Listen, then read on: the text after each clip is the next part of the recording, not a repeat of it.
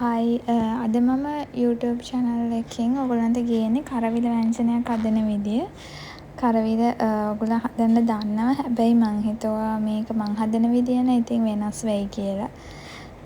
ඒකට කරවිල, එතකොට තක්කාලි, කරපිංචා, ලොකු ලූණු, රම්පේ, සුදු ලූණු, අමු මිරිස් ඒ ටික තමයි මං අරන් තියෙන්නේ. ඒවා කරවිල නම් කපනකොට මං ගොඩක් පොඩියට කපලා තියෙන්නේ. මොකද තැම්බෙන්න වෙලා යන නිසා. ඊට පස්සේ භාජනයක් අරගෙන ඒකට මේකට මැටි භාජනයක් නම් ගොඩක් හොඳයි. ඒකට තෙල් ටිකක් එකතු කරනවා. මම නම් වැඩියෙන්ම තෙල් දාන්නේ නැහැ. ඔයගලන්ට අවශ්‍ය ප්‍රමාණයට දාගන්න. ඊට පස්සේ ඒක රත් වෙද්දී හොඳට රත් වෙන්න ඕනේ. අර භාජනය මැටි භාජනයක් හින්දා ටිකක් වෙලා යනවා.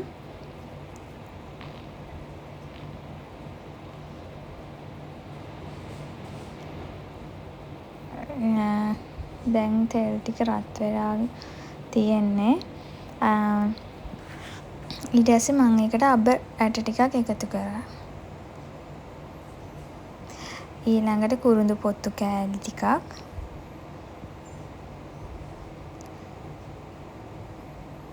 මේක මම හදන විදිය වෙනස්. ඉතින් එක එකනා එක එක විදියට හදනවනේ. ඉතින් එහෙම ප්‍රශ්නයක් නෑ.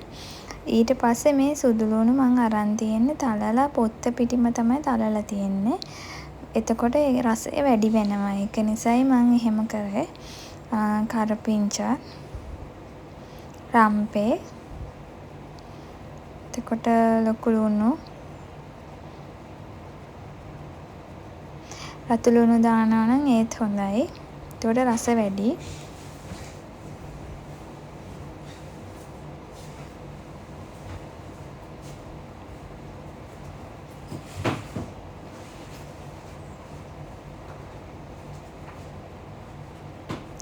ඒ ටික හොඳට සුවඳ එනකන් බැද ගන්න ඕනේ. මම තෙල් ගොඩක් දාලා නෑ. මේකට අවශ්‍ය ගානට වගේ චුට්ටක් තමයි දැම්මේ. ඊට පස්සේ මේකට සූදුරු ටිකක් මම දානවා. ඒවා සමහර අය දාන්නේ නෑ. ඉතින් මම මේ විදිහට කරන්නේ නැහැ. මං ඉතින් රස වෙන්න දැම්මා. එතකොට මේ තියෙන බැදපු 3-5 ඒක හැඳි 2ක් දැම්මා. තේ හැඳි වලින්. මෙතන මං අරන් තියෙන කරවිල ගෙඩියක ප්‍රමාණයක්. ඉතින් අර ඒ ප්‍රමාණයට දැම්මහම හරි. ඊට පස්සේ ඒකට මම මේ මිරිස් බැදපු මිරිස් නෙවෙයි අමු මිරිස් කුඩු ටිකක් දැම්මා. ඒකත් චුට්ටක් අර මේකේ කබල බැදෙනවා වගේ අර බැදෙන්න ඕනේ. අර තෙලේ දැන් තෙලුත් දාලා තියෙන හින්දා ඒ ටික බැදෙනවා. ඉතින් මං ඊට පස්සේ මේකට මිටි කිරි එකතු කරා. දැන් මේකට අපි හොදි වැඩි තියෙන එකක් නෙවෙයිනේ. ඉතින් මේ මිටි කිරි දිය කිරි දෙකම එකට දාන එක හොඳයි. ඉතින් මේ මම දිය කිරි මිටි කිරි දැන් දිය කිරි එකතු කරා. අපි ප්‍රමාණය බලලා තව ටිකක් පස්සේ එකතු කරගමු.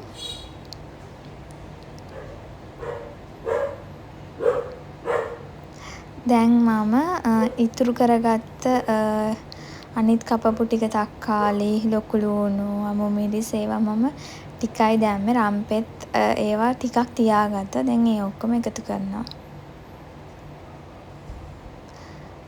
කරවිල ඔක්කොම ටික එකතු කරගන්න. මොකද අර තෙලේ බදින කොටසට ටිකයි මම පාවිච්චි කරේ. ඉතුරු ටික තියලා තිබ්බ. හොද්ද තැම්බෙනකොට රස වෙනස් වෙන හින්දා අර තැම්බෙද්දි දාන කොටත් කරපිංචා එහෙම රසයි. ඒ හින්දා ඒ ටික දැන් එකතු කරා. ඊට පස්සේ මට හිතෙනවා දැන් මේකට කිරි මදි වගේ. ඒකින්ද මම තව දිය කිරි ටිකක් එකතු කරගන්නවා.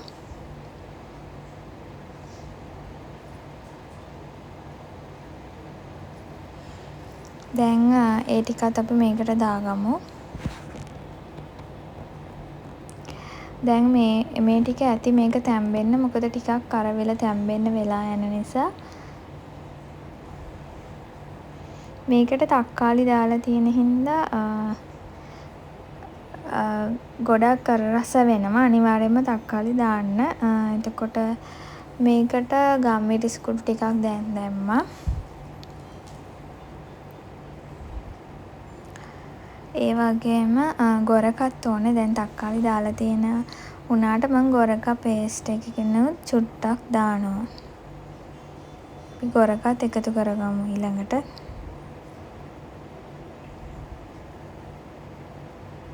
මේ තියෙන ගොරකා. ඔයාලට ඕන නම් මේකට මේ වෙලාවේදී කරවල නැත්නම් උම්බල කඩ එකතු කරගන්නත් පුළුවන්. එතකොට මේකේ රස තව වැඩි වෙනවා. හාල් මැස්සෝ ඒ වගේ. මේ වෙලාවටම ඒ ටිකක් දාන්න පුළුවන්. දැන් මම ලුණුත් එකතු කරා. ලුණු කැට තමයි මම දැම්මේ. ඉතින් අර ප්‍රමාණය බලලා ඔයගොල්ලෝ අවශ්‍ය ගානට දාගන්න. ඊට පස්සේ මේ ටික ඔක්කොම හොඳට කවලම් කරගන්නවා.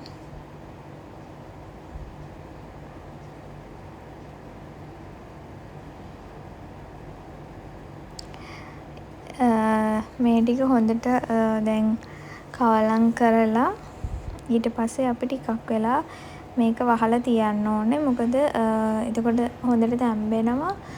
ටිකක් මේ දැන් පොඩියට කැපුව හින්දා ලේසි නැත්තම් තැම්බෙන්න වෙලා යනවා කරවිල වගේ එකක්. ඉතින් අපි එහෙනම් දැන් වහලා තියමු.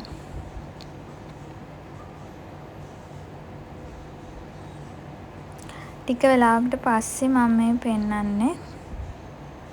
මේ තියෙන්නේ දැන් ටිකක් ගොඩක් තැම්බිලා තියෙන්නේ. ඒත් තව තියන්න ඕනේ.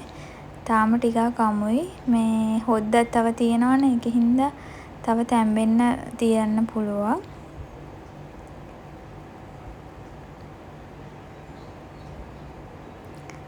ඔයගොල්ලොත් අර අවශ්‍ය ප්‍රමාණයටම කිරි දාගන්න. නැත්තම් අර මේ මගදී තැම්බෙන්න හොදි නැති වුණොත් එහෙම බැරි වෙන හින්දා මේක අපි ආපහු වහලා තියන්න ඕනේ. මේ අතරේ ඔයගොල්ලන්ට ලුණු ඒවා බලන්න පුළුවන්. මේක අමුයි තව. ඒ හින්දා අපි වහලා පැත්තකින් ටික වෙලාවක් තියමු.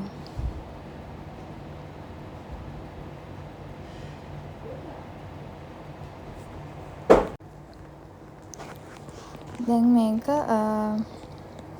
හොඳට මේ වෙලාවේදී කවලම් කරන්න. එතකොට අර තක්කාලි ඒ ටිකත් හොඳට පොඩි වෙලා මේකට රස එකතු වෙනවා.